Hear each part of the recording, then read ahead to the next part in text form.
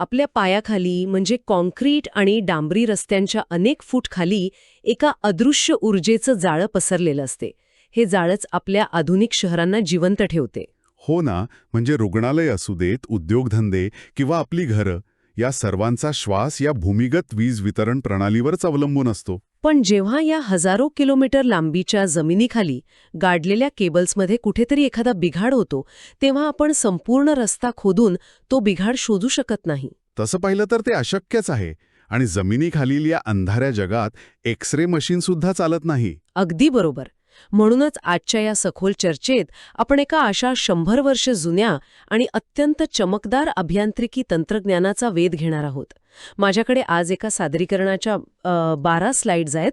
यातून आपण समजून घेऊया की जमिनीवर एकही खड्डा न खोदता अनेक किलोमीटर दूर असलेला मिलीमीटर आकाराचा फॉल्ट अत्यंत अचूकपणे कसा शोधला जातो. नक्कीच. या तंत्रज्ञानाचं सौंदर्य त्याच्या साधेपणात आणि भौतिकशास्त्राच्या अचूक वापरात दडलेले आहे. अनेक दशके उलटून गेली, तंत्रज्ञानाने प्रचंड प्रगती केली, तरीही जगभरातील वीज वितरण प्रणाली फॉल्ट शोधण्यासाठी याच मूळ तत्वावर अवलंबून आहे. अरे वा. होय, आज आपण केवळ हे तांत्रिक बिघाड कसे शोधले जातात हेच पाहणार नाही, तर त्यामागचं तर्कशास्त्र, गणिताचा सुरेख संगम आणि प्रत्यक्ष जमिनीवर काम करताना अभियंत्यांना येणाऱ्या वास्तविक अडचणींचाही सविस्तर आढावा घेणार आहोत. कारण जमिनीखालचं हे जग वरून दिसते तितकं शांत आणि सोपे नक्कीच नसते. चला तर मग सुरू करूया. आता आपण पुढच्या स्लाइडकडे वळूया, जिचे शीर्षक आहे भूमिगत केबल्समधील दोष आणि तपासणी तंत्र. या पहिल्या स्लाइडवर मला एका केबलचा छेद म्हणजे कटअवे दिसतोय. बरोबर. आणि तिथे आतमध्ये एक स्पार्क किंवा ठिणगी उडताना दिसतीये. सोबतच लूप टेस्टचे अद्यावत तंत्रज्ञान नमूद केले आहे. हे नक्की काय सांगत आहे? आपण एका वर्गात असल्यासारखे याकडे बघूया. हे सादरीकरण प्रामुख्याने अंडरग्राऊंड केबल फॉल्ट्स आणि डायग्नॉस्टिक्सवर केंद्रित आहे.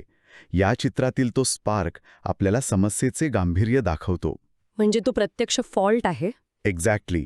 आणि या स्लाइडवर जे उपशीर्षक आहे, अद्ययावत लूप टेस्ट्स आणि फॉल्ट शोधण्याच्या अचूक पद्धतींचं विश्लेषण, त्याचा अर्थ असा की आपण नुसते अंदाज बांधणार नाही आहोत.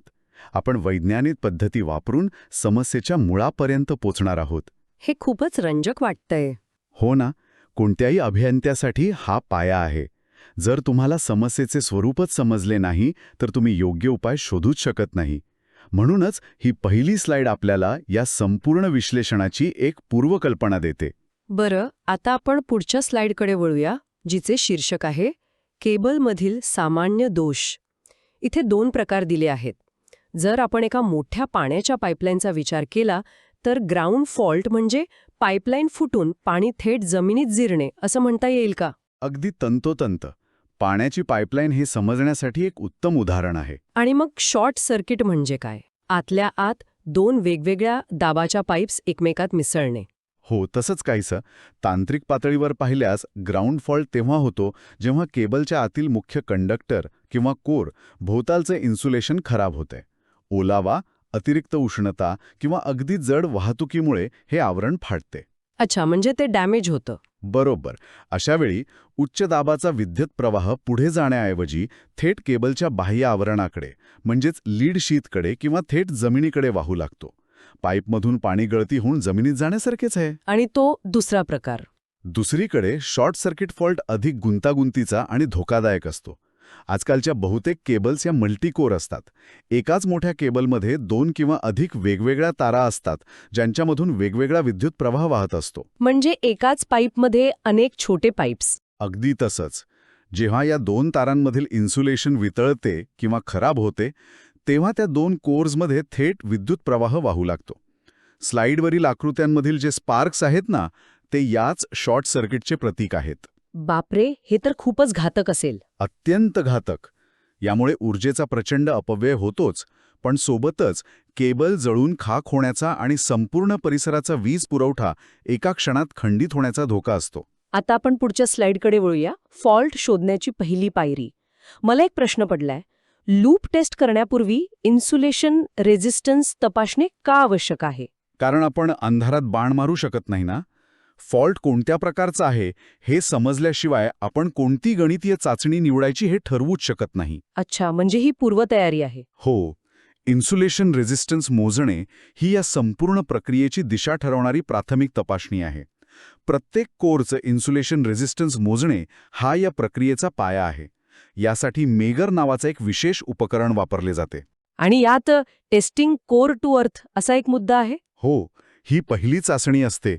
यामध्ये केबलचा एक कोर आणि प्रत्यक्ष जमीन यांच्यातील विद्युत विरोध मोजला जातो. जर हा विरोध अनपेक्षितपणे खूप कमी आला तर आपल्याला तात्काळ समजते की तो कोर अर्थ झाला आहे, म्हणजेच तिथे ग्राउंड फॉल्ट आहे. बरं. आणि टेस्टिंग कोर टू कोरमुळे काय समजतं? यात एकाच केबलमधील दोन वेगवेगळ्या कोर्समधील विरोध मोजला जातो. निरोगी केबलमध्ये हा विरोध प्रचंड असायला हवा. पण जर तो कमी आला तर ते दोन कोर्स एकमेकांना शॉर्ट झाले आहेत, म्हणजेच शॉर्ट सर्किट फॉल्ट आहे हे ओळखता येते. यावरूनच पुढील लूप टेस्टची दिशा ठरते. ही पायरी वगळली तर संपूर्ण निदान चुकीच्या दिशेने जाऊ शकते. आता आपण पुढच्या स्लाइडकडे वळूया, जिचं शीर्षक आहे लूप टेस्टचे कार्यतत्व. इथे मला व्हीटस्टोन ब्रिजचा उल्लेख दिसतोय. शालेय भौतिकशास्त्रात आपण शिकलो होतो की हा ब्रिज एका अचूक तराजूसारखा असतो, बरोबर? अगदी बरोबर. तराजूचे हे साम्य अत्यंत तंतोतंत आहे. आणि याच साध्या तत्वावर जगातील सर्वात गुंतागुंतीचे नेटवर्क तपासले जाते. सर्व लूप टेस्ट्स व्हीटस्टोन ब्रिजच्या तत्वावर चालतात. या आकृतीत बॅटरी आणि गॅल्व्हॅनोमीटर दिसतोय. हो, या ब्रिजमध्ये 4 रेझिस्टन्सचे आर्म्स असतात, ज्यांना आपण रेशो आर्म्स म्हणतो. एक बॅटरी असते आणि मध्यभागी संतुलन दर्शवणारा गॅल्व्हॅनोमीटर असतो. जेव्हा पुलाच्या दोन्ही बाजूंचे गुणोत्तर समान असते तेव्हा मधल्या गॅल्व्हॅनोमीटरमधून कोणताही प्रवाह वाहत नाही. म्हणजे त्याचा काटा शून्यावर स्थिर राहतो का? एक्झॅक्टली. याला आपण संतुलन स्थिती म्हणतो. पण इथे एक महत्त्वाची आवश्यकता आहे. टेस्टसाठी खराब केबलसोबत एक निरोगी केबल असणे अनिवार्य असते. या निरोगी केबलला खराब केबलच्या एका टोकाशी जोडून आपण एक अखंड लूप तयार करतो. पण फॉल्टचा रेझिस्टन्स या तराजूचं संतुलन बिघडवत नाही का? तिथेच तर याचा महत्त्वाचा तांत्रिक फायदा दडलेला आहे. फॉल्टचा प्रतिकार थेट बॅटरी सर्किटमध्ये जोडलेला असतो. त्यामुळे पुलाच्या संतुलन स्थितीवर त्याचा कोणताही परिणाम होत नाही. अरे वा, म्हणजे कितीही मोठा अडथळा आला तरी गणित चुकत नाही. हो ना, प्रवाह थोडा कमी होईल पण गुणोत्तर बदलणार नाही. हे या रचनेचं सर्वात मोठं यश आहे. आता आपण पुढच्या स्लाइडकडे वळूया. मरे लूप टेस्ट, जोडणी आणि रचना. या गुंतागुंतीच्या सर्किट डायग्राममध्ये पी, क्यू, आर, एक्स हे घटक नक्की काय काम करतात? आपण या घटकांची वर्गीकरण करूया.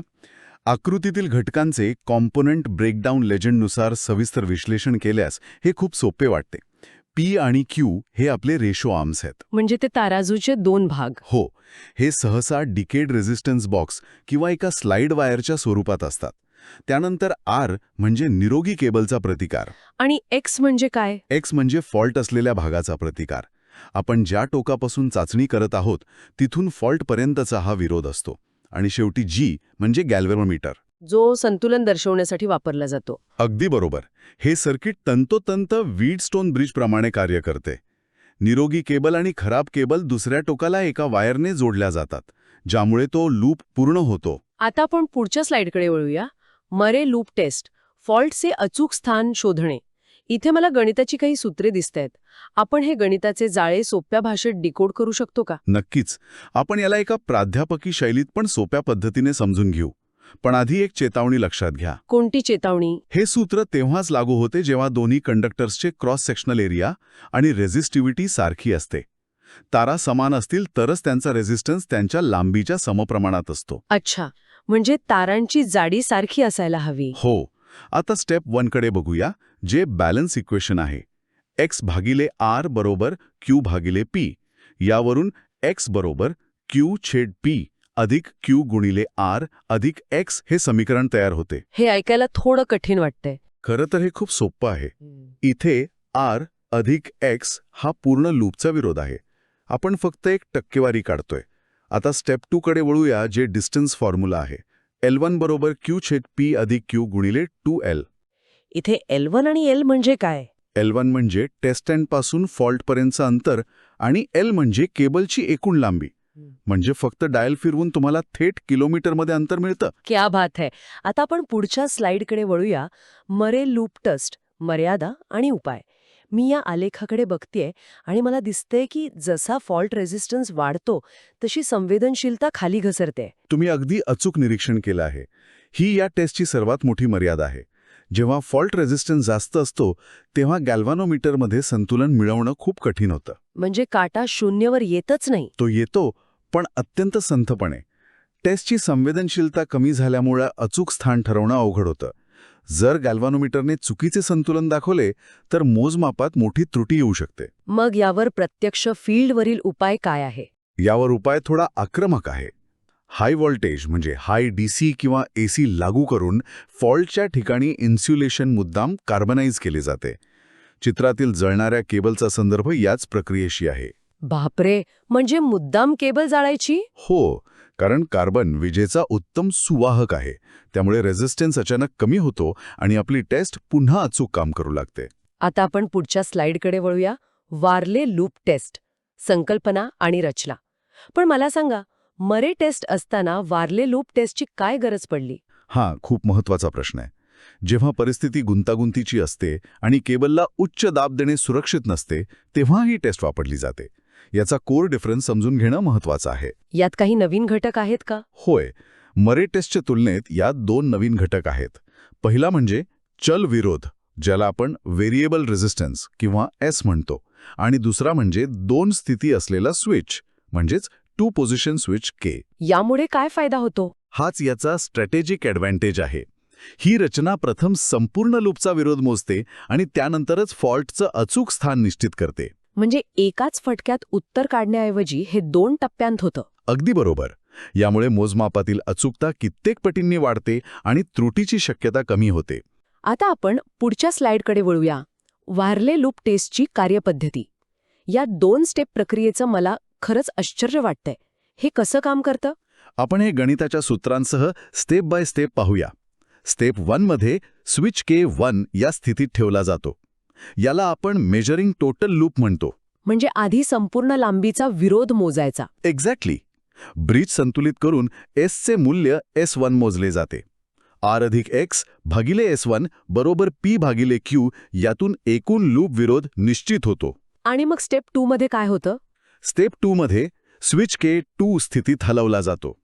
याला आपण लोकेटिंग द फॉल्ट म्हणतो. ब्रिज पुन्हा संतुलित करून Sचे नवीन मूल्य S2 मोजले जाते. अच्छा, म्हणजे 2 वेळा संतुलन मिळवावं लागतं. हो, यातून Xचे मूल्य मिळते आणि फॉल्टचं अंतर म्हणजेच L1 अत्यंत अचूकपणे शोधले जाते. आता आपण पुढच्या स्लाइडकडे वळूया. तंत्रांची तुलना. इथे दोन्ही पद्धतींचा एक तुलनात्मक तक्ता किंवा मॅट्रिक्स दिसतंय. हो, हा तक्ता आपल्याला दोन्हीमधील फरक स्पष्ट करतो. ब्रिज आर्म्सच्या बाबतीत पाहायचं तर मरेमध्ये P आणि Q बदलून संतुलन होते. आणि वारल्यामध्ये P आणि Q स्थिर ठेवून चल विरोध म्हणजेच S वापरला जातो. दुसरा मुद्दा आहे प्रोसेस कॉम्प्लेक्सिटीचा. म्हणजे प्रक्रिया किती गुंतागुंतीची आहे. बरोबर. मरे ही एका टप्प्याची प्रक्रिया आहे ज्यात थेट गणित मांडता येतं.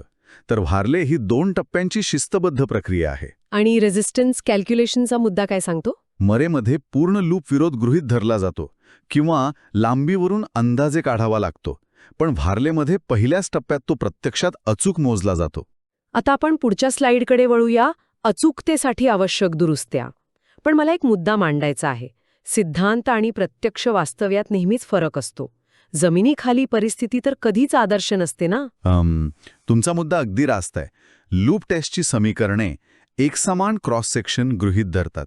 पण प्रत्यक्षात अचूकतेसाठी आपल्याला 3 कारणांसाठी दुरुस्त्या किंवा करेक्शन्स कराव्या लागतात. कोणती आहेत ही 3 कारणे? पहिलं म्हणजे असमान क्रॉस सेक्शन. फॉल्टी आणि साऊंड केबलचे आकारमान वेगळे असल्यास लांबी आणि रेझिस्टन्सचे गणित बिघडते. आणि तापमानाचाही परिणाम होत असेल. होय, तेच दुसरं कारण आहे. तापमानातील बदल म्हणजेच डेल्टा टी. 2 केबल्सचे तापमान वेगवेगळे असल्यास रेझिस्टन्स बदलतो, त्याची दुरुस्ती करावीच लागते. आणि केबल सलग नसल्यास? बरोबर ओळखलत. तिसरं कारण म्हणजे केबल जॉईंट्स. अतिरिक्त जॉईंट्समुळे सर्किटमध्ये अतिरिक्त विरोध निर्माण होतो. या सगळ्याची गणितात नोंद घ्यावी लागते. आता आपण पुढच्या स्लाइडकडे वळूया आणि या सादरीकरणाच्या शेवटच्या टप्प्यावर येऊया, फॉल्ट शोधण्याची ब्लूप्रिंट. हो. आता आपण संपूर्ण प्रक्रियेचा 4 टप्प्यांत सारांश बघूया. फेज 1 आयडेंटिफाय म्हणजेच दोष ओळखणे. यात आपण इन्सुलेशन रेझिस्टन्स टेस्ट करून फॉल्टचा प्रकार ओळखतो. आणि मग फेज 2 आयसोलेट म्हणजेच जोडणी. अगदी बरोबर. निरोगी केबल वापरून आपण लूप तयार करतो. त्यानंतर फेज 3 टेस्ट म्हणजेच चाचणी. यात आपण परिस्थितीनुसार मरे लूप किंवा वारले लूप टेस्ट करतो. आणि मरेमध्ये आपण उच्च व्होल्टेज वापरतो ते इथंच ना? हो, थेट एक्स शोधण्यासाठी. आणि सर्वात शेवटी फेज 4 करेक्ट म्हणजेच दुरुस्ती. तापमान, जॉइंट्स आणि क्रॉस सेक्शनसाठी गणितीय दुरुस्त्या करून अंतिम अंतर निश्चित करणे. हे सगळं ऐकल्यावर मला वाटतं की जमिनीखालचं हे अदृश्य जाळे शोधण्यासाठी वापरलं जाणारं हे 100 वर्षांचं जुनं व्हीटस्टोन ब्रिज तंत्रज्ञान आजही किती अचूक आहे.